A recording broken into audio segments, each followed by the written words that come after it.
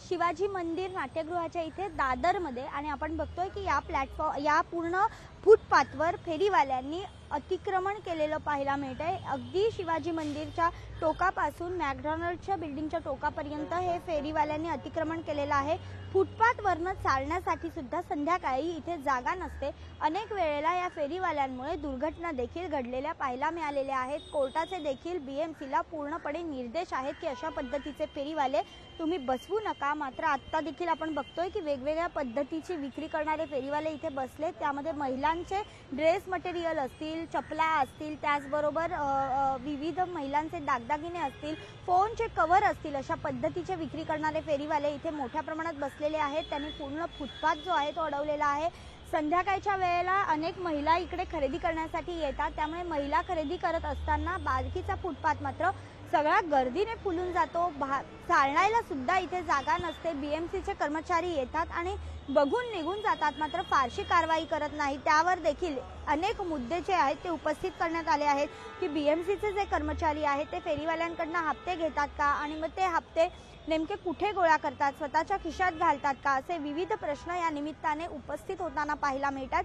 मात्र आता महापालिकेच्या निवडणुका जवळ आलेल्या आहेत। कालच महापालिकेचे आरक्षण सोडत जी आहे ती पार पडलेली आहे आणि लोकशाहीने जे कचरा आणि फुटपाथवर फेरीवाल्यांचं अतिक्रमण हे जे दोन मुद्दे आहेत ते लावून धरलेले आहेत।